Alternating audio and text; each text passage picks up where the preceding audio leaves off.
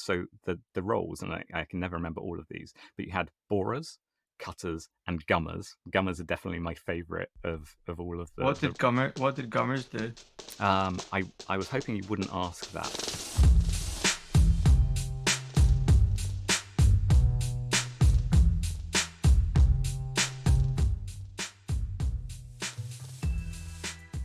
In the research that we've been doing, one of the things that I've become absolutely fascinated by is where the word team got this special power. There is a witchcraft to the word team that differentiates it from a group or a gang or something different.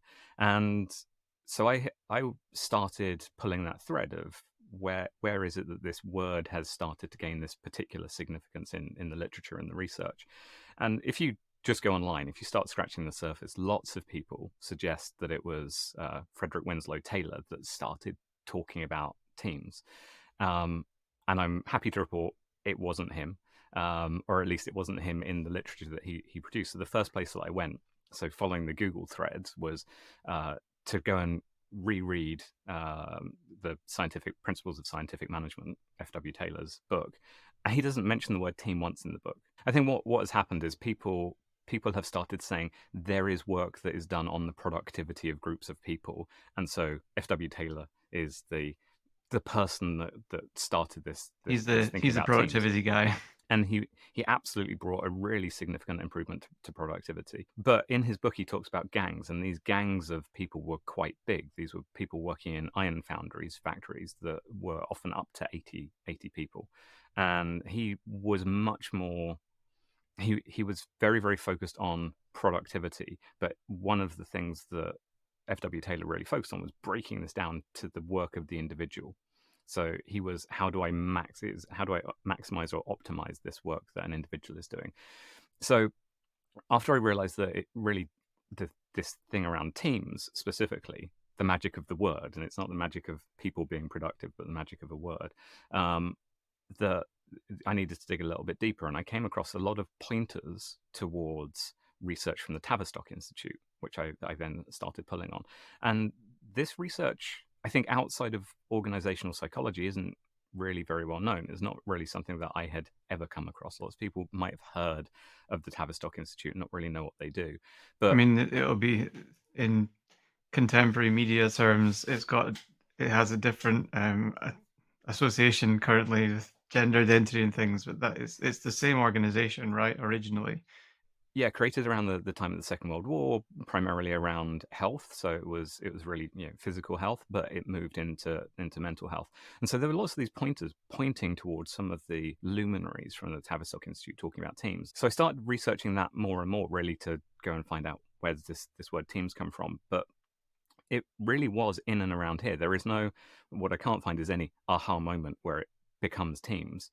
But as you look at the work of the Tavistock Institute, some of the key researchers that worked at the Tavistock, you can see the evolution of them talking about groups, so working groups, to then starting to intersperse the word team more heavily through their research.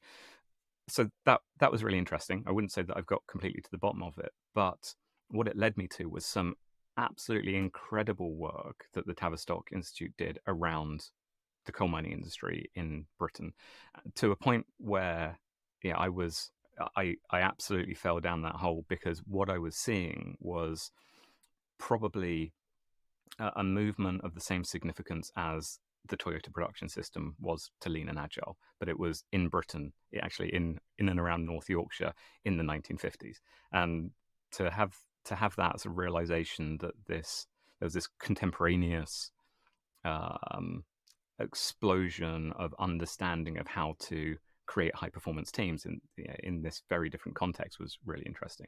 So today I thought, as we've discussed, I thought it'd be interesting to talk people through that research and give them a quick journey through the work. And to do that, we have to explain a little bit about why coal mining was so important to Britain.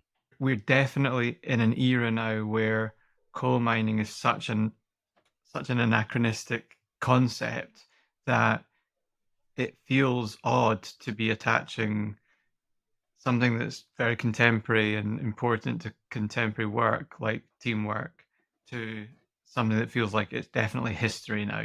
coal mining. Yeah. But we're talking about a time when coal mining was the literal power source for society, right? Yeah, not the only source of power, but I'm actually talking about all kinds of power, both energy generating power and economic and colonial power, imperial power that Britain had. So from around the mid 18th century, from around the 1750s through the Industrial Revolution, coal became the source of energy for Britain, and through Britain, it was first a source of energy for homes, heating for homes, but it came to be a source of energy um, for transport, so for locomotion. So as obviously steam power developed, coal was the motivational force behind ships and trains. One of the things that I think people now growing up in Britain wouldn't necessarily understand was Britain was a major coal producing nation. So at its peak, as it got to around 1913, Britain was producing nearly 300 million tons of coal every year. And a significant amount of that was exported from Britain. And so there was an enormous industry across Britain of extracting all of this coal. By 1920, we had about a million people, so about a 20th of the entire working population, so a million people in the UK working directly in the mines. And you can imagine that that expanded outside of that base. It wasn't just the people employed in the mines. And mining was a relatively unusual industry at this time where factories were starting to centralize in some of the industrial heartlands of Britain. Mining was dotted around because you have to mine where the coal is. And so often what was happening was there were small villages, very small towns, these very remote communities that were growing up around the coal mines. We were actually producing around 200 million tons of coal all the way through to the 50s and then into the 60s. And that's kind of where our story takes us to. Britain had been producing a really, really significant amount of coal, but obviously every piece of coal that you remove, it makes it a little bit harder to get the next thing. We have an exhaustible resource of coal. Mining was very dangerous. So there were both short-term and long-term risks for the miners. They were when they went into the coal mines, there was every risk that they would be crushed, potentially they would suffer from explosions, from mine floodings, and sometimes the flooding was intentional. So this was really cutthroat industry where it was entirely privatized through up until the 1940s, but mine owners were competing with other mine owners. So they might be on one seam. You have two different mine owners. There is evidence that they would actually flood each other's mines. With miners still in there potentially. I couldn't find evidence that it was done, but there is a law from around the 18th century that makes it illegal to flood each other's mines. So you have to Yeah. imagine that If they have to make a law for it, people are probably doing yeah, it. there was probably sufficient impact from this sort of aggressive behavior between mine owners that they had to legislate against it. So um, through into the 20th century, through the 1930s and 1940s, it was getting harder and harder to extract the coal, but we were still producing a really significant amount. But what was happening was people were finding other industries. So at this point, the growth of industry in the UK, so there were cleaner, still not necessarily much more attractive industries, but cleaner industries, factories, manufacturing. This was coming up to just towards the end of the Second World War, and the safety issues. So very, very serious, both short-term safety issues, so being injured in the mine, and then long-term health issues like pulmonary diseases, black lung disease, arthritis, all of these long-term chronic illnesses that people were sustaining from mining meant that the government was pressured into taking a stand. And so in 1947, really leaning into the message that they were doing this for the benefit of the miners, to protect the health of the miners, protect the mining communities, but probably much more driven by the protection of the natural resource of actually producing the mines. Britain nationalized the coal industry, so they bought all of the mines and centralized it on the 1st of January 1947, and there was a massive push at that point to drive much higher productivity from the mines, because this was now it was getting harder to get the coal out. We needed to protect our sovereign wealth, to protect the diminishing empire. And so we really needed to focus on, the government really wanted to focus on safety, on retention, because we were seeing lots of people, families leaving the mines, getting through to the point where we also needed to mechanize, industrialize the process of extraction of coal. This thing about safety,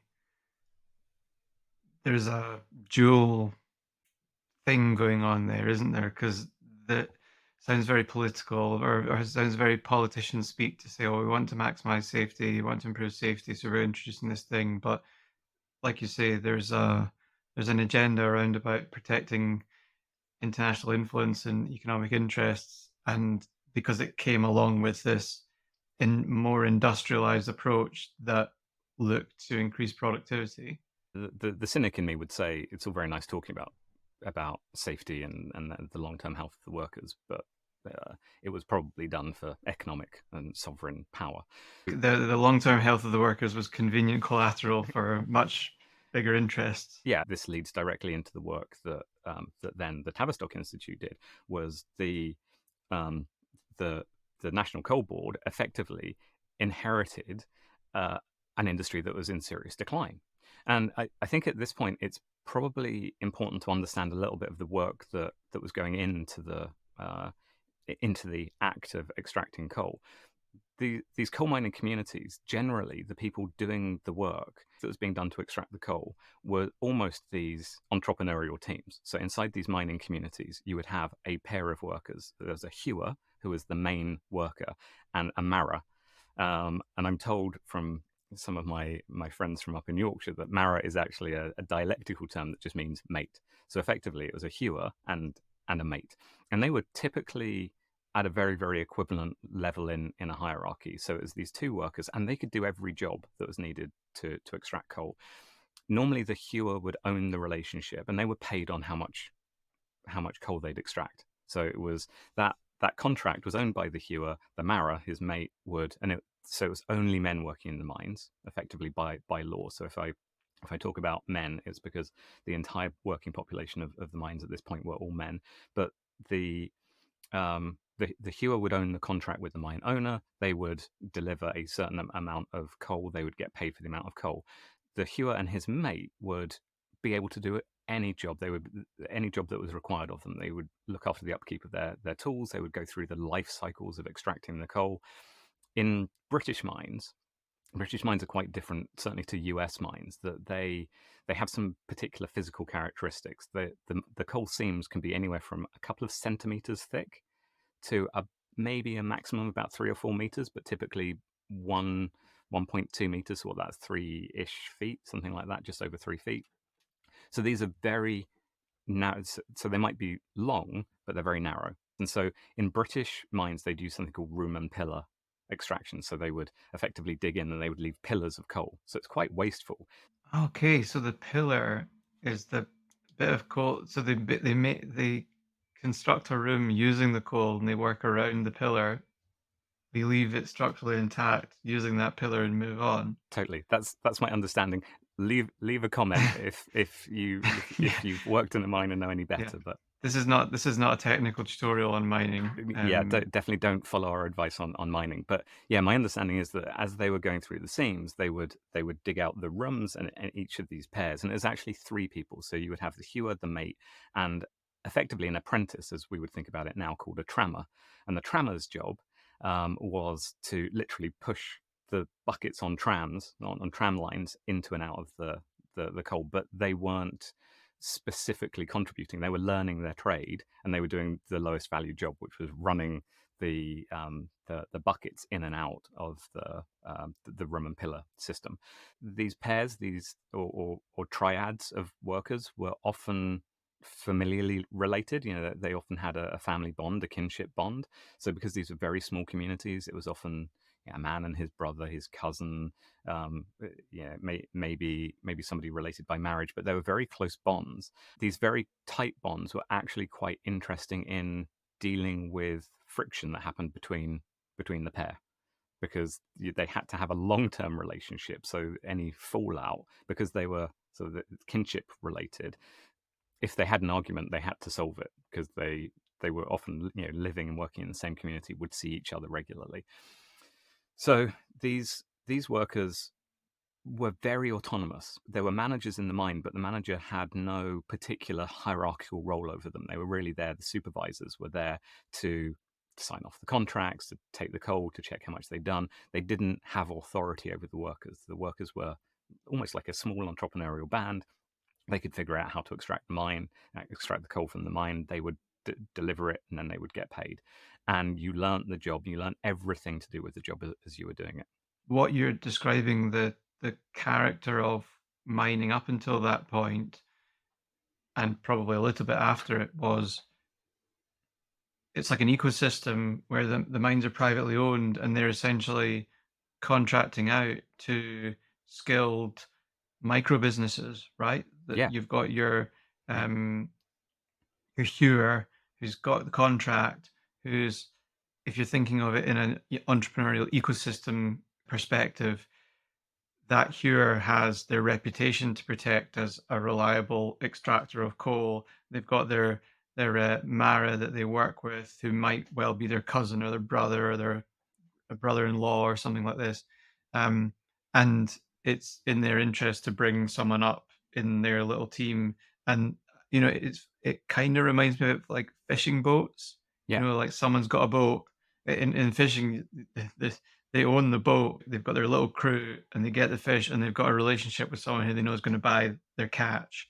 And it's all organized around these small groups that are themselves quite self-organizing, and they possess all of the requisite skills within a small amount of people to get the job done. That's yeah, absolutely spot on, and I think that's a great analogy. It's very, very similar that it was micro businesses, yeah, and obviously they worked in a mine, but they didn't own the mine, but they were effectively selling output, so they weren't selling hours. And the reason that it's worth pausing on that and the physical characteristics of the mine is because when the English Coal Board came in, so it was vesting day. That was the 1st of January 1947, vesting day, when the mines were bought. This move to make the mines more productive took an absolutely typical path, the kind of thing that we could absolutely foresee coming, which is somebody thought, what we'll do is we will design a new system and we will implement the system, and then everybody is just going to have to work in the new system. And that's really critical to understand, that very much in the model of Taylorism, what happened was a group of engineers designed a new type of production system, something called longwall mining. And I'll talk a little bit more about what longwall mining is in a moment. But this new system was designed, and then the mines as a whole started to change to implement longwall mining. And it was that change which led to a really, really significant change of the relationships between the people working in the mines.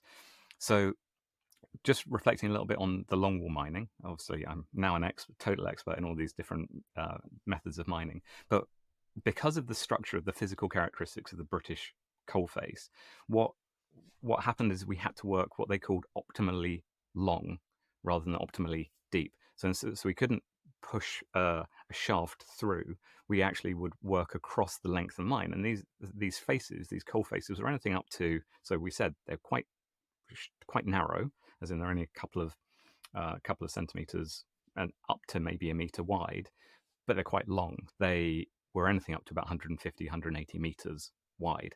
And so when somebody looked at this, and obviously looking at those pillars being left with lots of coal being left behind at a time where there was less availability of coal because we had mined a lot of it already, they came up with this new system called longwall mining, which was very mechanized. And effectively, it was to set up an entire face, so about 150 meters of working, where the face would just be progressed further and further into the seam, and it would keep cutting through and keep cutting through. And there was a huge amount of mechanization at this stage, and very much in the vein of Taylorism. When they designed the system, they thought about breaking down the roles into very specific individual tasks. And the new method of longwall mining actually broke the teams down. So those small artisanal teams, these micro businesses of a hewer and his mate and the trammer, and said, you're now going to work in a shift. And the shifts would progress the coal face. There were 3 shifts of 7 hours each, so an entire shift rotation could happen in one day. And effectively, what happened is all of the equipment was set up at the coal face, and then that was in one shift, so all of the setup. And then there was, and that was done by a set of individual roles, and each individual role had one particular job that they did. So each of these shifts had specific roles in them. And I'll go back and try and explain this in a second. Then you would have a second shift, and the second shift were the ones that was really where the old job of the hewer came from. So the person that would actually then take take the coal from the face. And then a third shift would come in, and they would make good on everything. That they'd actually let the walls collapse behind it, so that they were doing the cleanup. There was a lot. So in the mechanization, there were a lot of things that were added into the production of the coal mine. So it was no longer just manual picks. They were starting to use pneumatic air tools, pneumatic picks, and conveyors, so powered conveyor belts. And so part of the process of looking at this new longwall production method was you would have the first team would go in. They would effectively prepare the coal face, but they would also build the belts, what they call them. So you would have the belt builders would be in the first shift, and they would prepare all the conveyor belts ready so that they could shift the coal away from the front. And then when that first shift had done all the setup, you would then have the next group come in called the rippers, and the rippers would go in, take the coal out. Great names, aren't they? Great names. So there are 3 shifts, 7 distinct roles, and effectively the roles were split between the shifts. So the roles, and I can never remember all of these, but you had borers, cutters, and gummers. Gummers are definitely my favourite of all of What did gummers do? I was hoping you wouldn't ask that. I think that the gummers put in the structural elements. So I Right, think that okay. they were establishing. Now, again, put it in the comments if I'm wrong, but I think what the gummers did is they put the structures that would hold up parts of the face around the up to the coal face. And the reason I think that because you have the borers and the cutters, which are effectively maybe preparing the explosives. And then you have the belt builders come in to build up the conveyor belts, which would be in a long line behind the coal face. Then you would also have, then you had the rippers that were in the second shift, and the rippers would be pulling the coal face. And then in the final shift, you would have the belt breakers and the fillers. So the belt breakers would be breaking down the conveyor belts and preparing them to be moved. And then you'd have the fillers that actually allowed the roof to collapse and cleaned up after you were done in the area. So there's 2 things going on. There's the general industrialization of the technical process, which is now involving more advanced machinery and equipment. And there's the industrialization of the actual process of the work Yeah. itself. Yeah. Because the things that the original 3-person teams did, that was they were doing multiple roles. Where they would do all, we could probably say from a certain level of thinking about it, basically all those things you've just described, albeit some of it was now using more advanced kit. Those 3 guys used to do all of those things. Yeah, Used to exactly right. do all of that setup in one shift, and now it had been both broken down in terms of shifts, and each role was contained to one person doing one specialized thing. That's exactly it. And what's really interesting is you can intellectually try to decompose work into how do I make this so that this role is hyper specialized and put it into a shift. But there is a deep psychological impact of those things, and so that was exactly what happened. The longwall method of mining started taking hold in a lot of British mines, and suddenly we started seeing morale absolutely plummet. The psychological impact of this was huge, and this was actually, even though this had been a carefully designed technical system, architectural system designed by engineers to break down the component parts, and was using much more advanced technology. What happened was the people started to break down under the strain. And this is the introduction of the Tavistock Institute. It is interesting to me because when you're describing the process of longwall mining, I'm like, that sounds really good. That sounds Yeah. really sensible. Intuitively, it sounds like, okay, I can see why they've done that, but it wasn't working. It's one of those things that sort of started working at the beginning, but it's the long term, the longitudinal impacts of these things that really took a while to become known. So we started seeing those human metrics started suffering, and it's things like absenteeism were huge. There was 20% absenteeism by the time that the Tavistock Institute was called.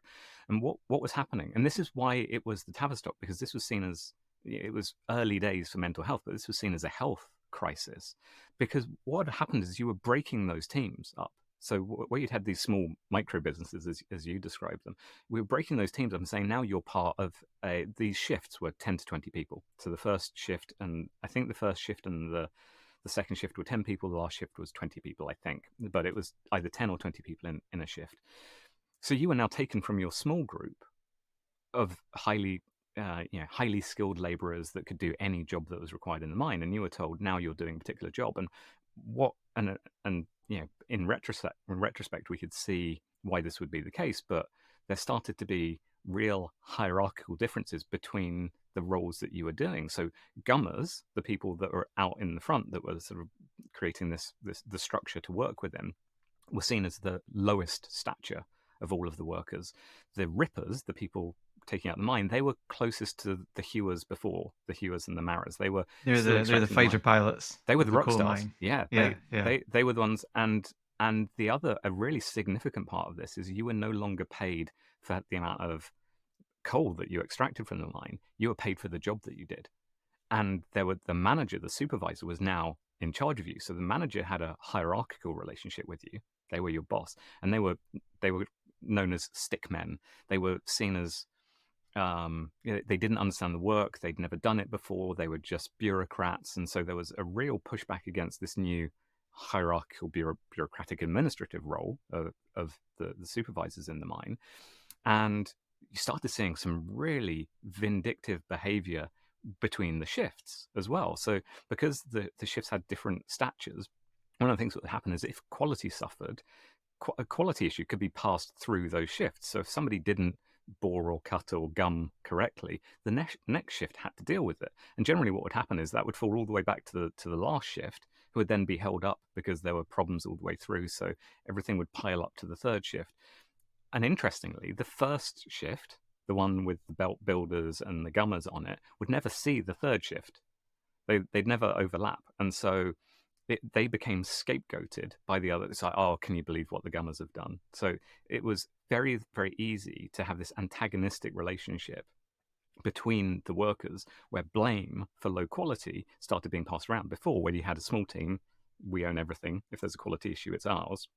But where you had the shifts, and be like, can you look at the terrible job that they've done? So not only would there potentially be fights, because these people, it impacted the pub had been the center of their universe before, when these were these small micro businesses, and now those family relationships and everything was breaking down because of the technical architecture of this system. And the reports that were coming in was of fights in the mine, people just losing their temper with the wall and just furiously hacking away at it. There were people sitting in silence staring at the wall. So all of these very, very characteristic steep psychological problems were manifesting themselves in the workers in the mine. So it was the work in the job, the social structures of the job, even bleeding out into their non-work environments. This well-intentioned productivity change to design a technical system didn't take into account the impact on the workers, and everything started breaking down. It was really designed with the workers as a component part of the system. So you're a cog. You are cheaper than a machine to use, and so we're going to use people to do these things. And so yes, they did the Tayloristic thing of break down the roles into individual tasks and then give the tasks to the people best suited to do them, but they didn't take into account the holistic impact of those things. It started off prior to this as, like you described, a really tightly related dynamic between the communities and the social fabric and the mines themselves. So what it sounded like, and I don't know why I latch on to fishing, but it's that analogy of the you earn the money from the catch that you got, which is similar to the coal that you extracted, and the social structures that were present in the way that the mining was done were replicated in the communities, and they're so integral over a couple of centuries to society and the economy that that was really baked in Yeah. to the communities or Yeah. the mining communities. And then you flip from a social community system to a really sudden change to a highly technical system. And I think you can see the just the extent and the drastic nature of that change. You can see how that would have um, destabilized the communities themselves, not only the work. But that is really what leads me to ask about the Tavistock stuff. Presumably, they were brought in because there were all these problems. So, what did they do and what did they find? So the Tavistock were asked to come and investigate what was happening. Obviously, the understanding of this kind of psychological trauma, the impact of work, was not really understood, but they could see that productivity was poor and that there were issues within the groups in the mine, but they didn't really understand why. Within the Tavistock, one of the originators of the Tavistock, Eric Trist, was brought in to study this the situation in the coal mines. As luck would have it, there was a coal miner who had effectively worked in the mines for 18 years, proceeded up to a relatively senior managerial role, who happened to be starting to undertake some academic studies to train as an academic with the Tavistock Institute. And so this guy Bamforth, Ken Bamforth, into that research group, gave them a real grounding to do that research with the people. So rather than it just being some academics from London that turned up, Ken Bamforth had actually worked in the mines and knew a lot of the miners that were there, knew the Yeah, supervisors, credibility. a lot of credibility. So they started doing the research into, and the research here is absolutely fantastic. It started in, I think the first book, the first research was published in 1951. I don't think they're in print anymore, so I've had to buy, I've had to get these old out of print editions, like second-hand editions. But the books and papers started being published in around 1950 and went all the way through into the 60s. And the Tavistock, this group of researchers at the Tavistock, continued that research. Effectively, what they found was that a lot of the problems were being created by the introduction of the Longwall system. In the first piece of work, they discovered that these social issues, exactly as you say, had been really created by the enforcement of the technical system, which was broken down into shifts and the high specialization. And actually, that first piece of research from Tristan Bamforth talks about how did this used to look and what was the transition from the old way of working with the Hewer and the Mara to the new way of working where it's broken down in shifts. And there's a lot of detail in exactly what that looked like and what the impact on productivity and on the people were. But this led to a further piece of research where they started looking for a highly productive, high morale mine. And as luck would have it, Ken Bamforth, so this ex-miner who's a member of the research team, happened to know that there was a mine that he used to work in, Highmore, in South Yorkshire, which demonstrated some of these characteristics. There was a team that wasn't deeply unhappy. And the Highmore was relatively mature, maybe getting close to being shut down, but it was still productive. A lot of the mine was being worked in the Longwall method, but there were a few pockets where they were still carrying out. These were maybe less accessible areas or areas that weren't suitable for longwall mining. There were certain areas that were being mined in a more traditional way, but still with all the technology. And what they discovered, and this is really the key to this whole thing, is when you just looked at the longwall mining, you saw all of these deeply negative impacts of, as you say, this combination of the technical aspects and the social aspects.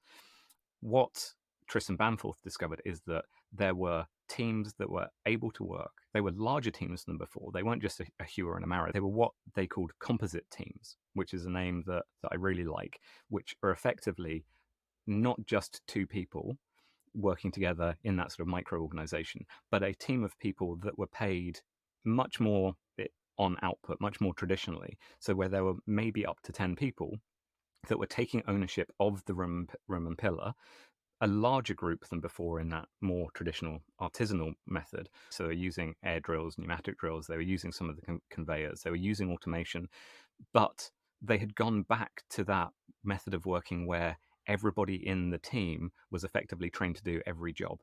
What they discovered when they looked at this was not only were some of the observable metrics better, these were these groups that were working as composite teams. So they were working away from the Longwall.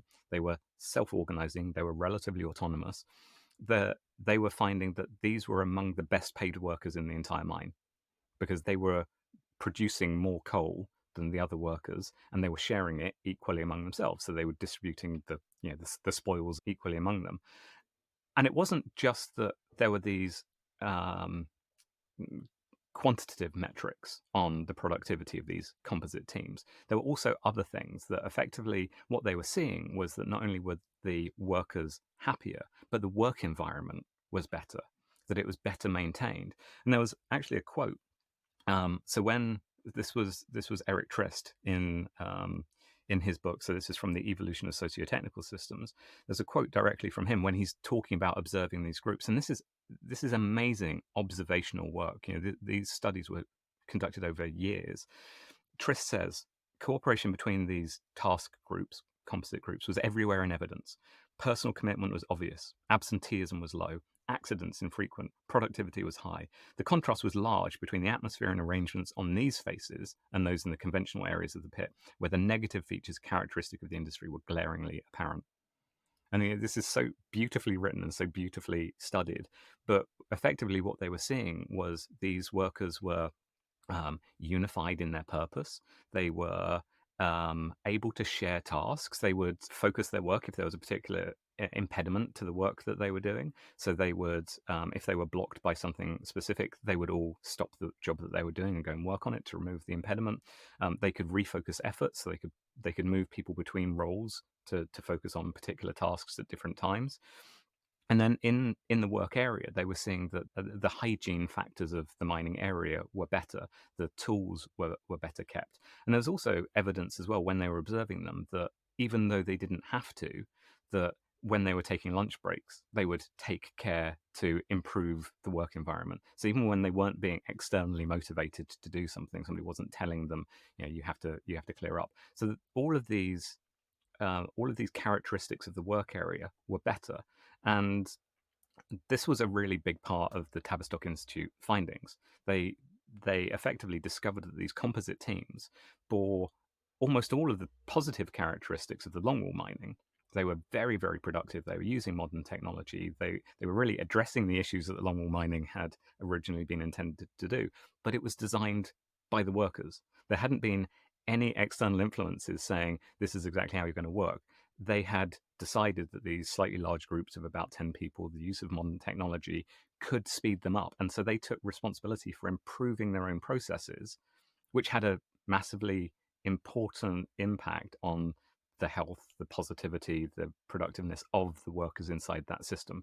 When the workers were left alone to design their improvement and given some freedom to do so, they did a better job than an externally influenced design change. Although it wasn't intentionally done like that, it is a case study in, because you can see from the composite teams that they didn't get rid of some of the technology and the advances that they now had access to do the work, but they did amend the way that they used it and organize themselves around a different way of working that made it better for them in terms of well-being and satisfaction and uh, the care and attention that they gave to the work environment that they created for themselves. There is something about that sense of self-organizing and team autonomy and climate of accountability that they seem to find the sweet spot somewhere along the way. Yeah, definitely. In the original research, the English Cold Board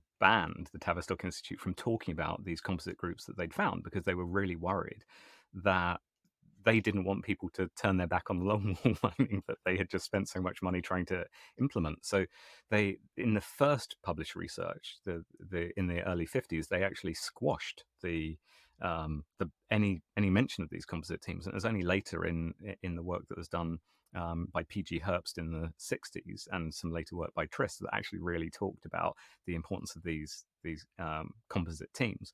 So yeah, this is obviously very, very circuitous, but this really talked about the construction of the teams that we would recognize as teams today. So these were not two people, they were not 20 people on a shift.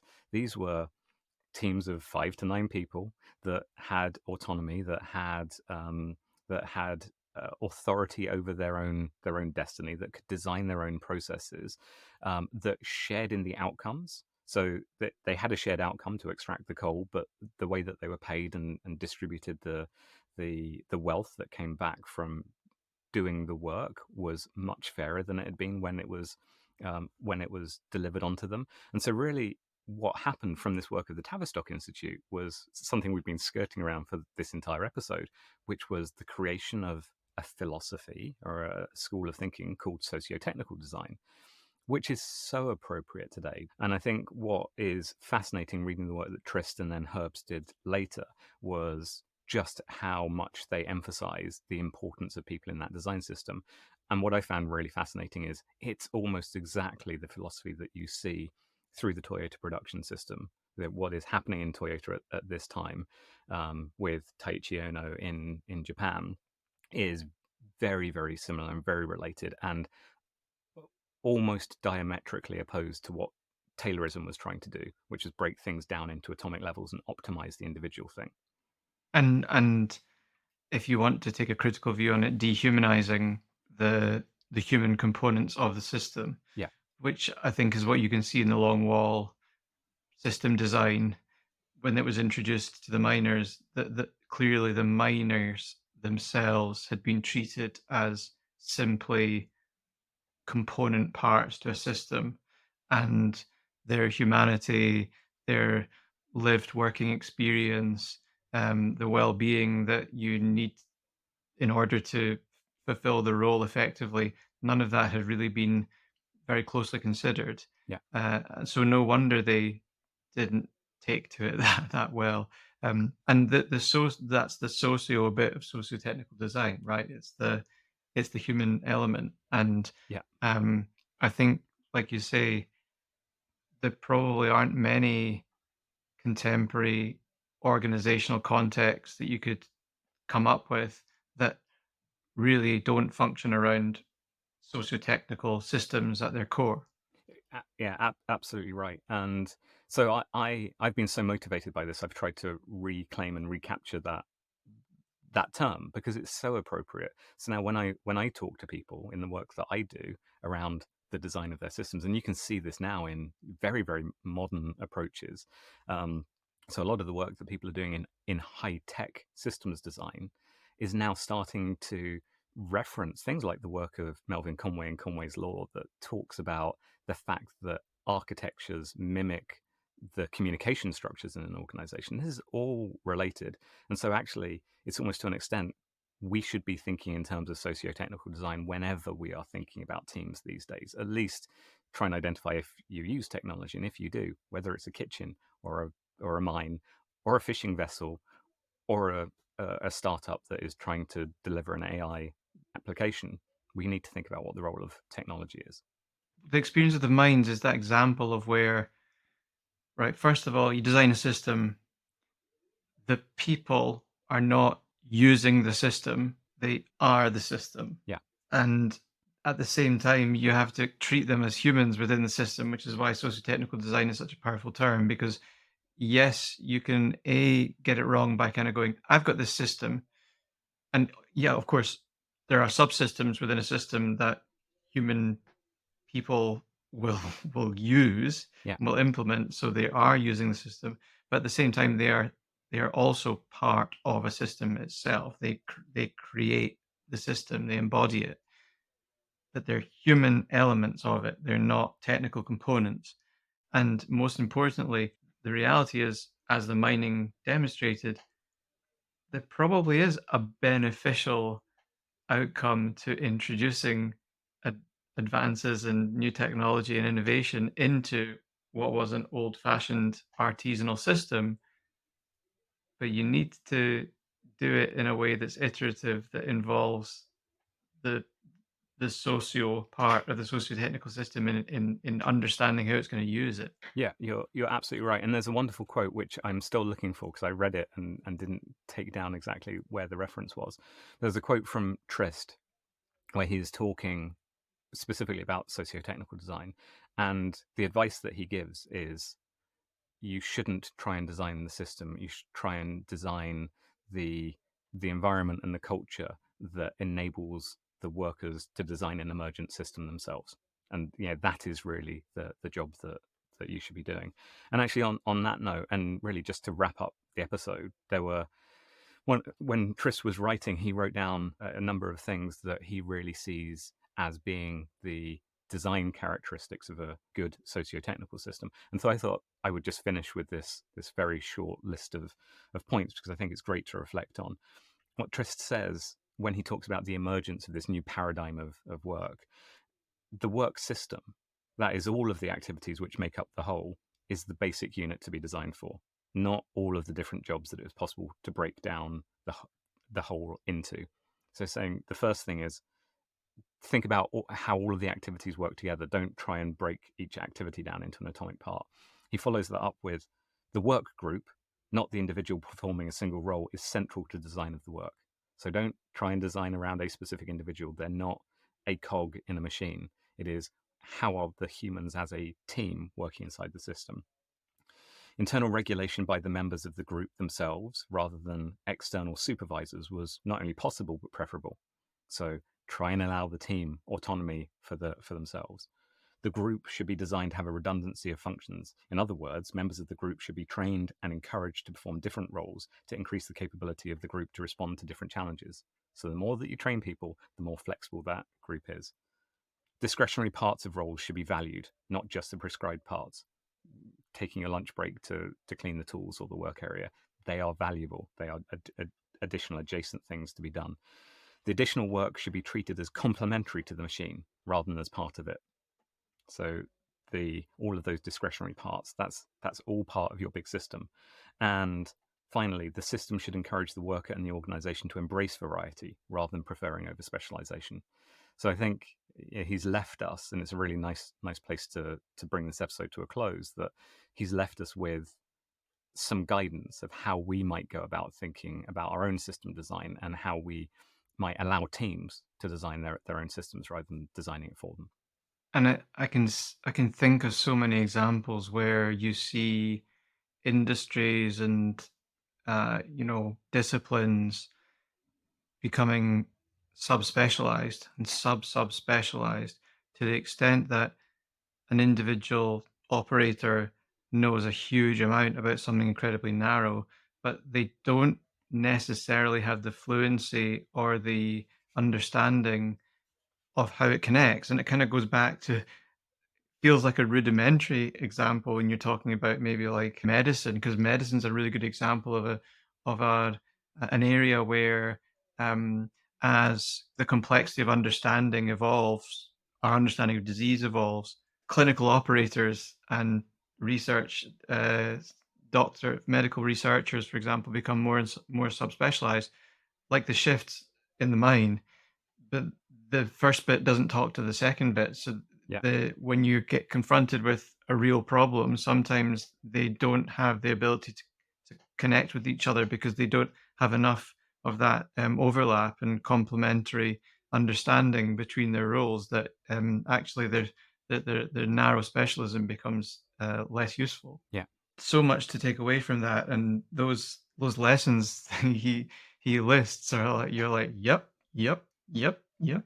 That was the power for me. It was reading this research from the 1950s and 60s and saying every single part of that is relevant today without a single change.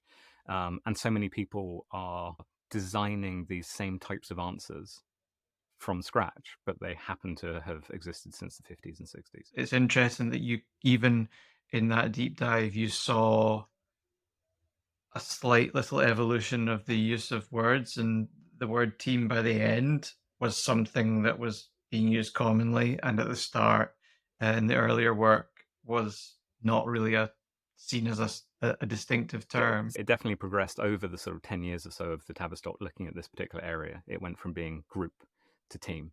And you can, yeah, it's not one moment, it's not one special defining pivotal moment in time, but definitely the evolution of that thinking of um, how these composite teams have a particular strength came out from this research. Might not be a specific ground zero. It will be a confluence of many different things, but I think you've definitely pinpointed where, a, as you say, a contributing seam of research originated. That was great. Thanks, Mark. You're welcome. Welcome.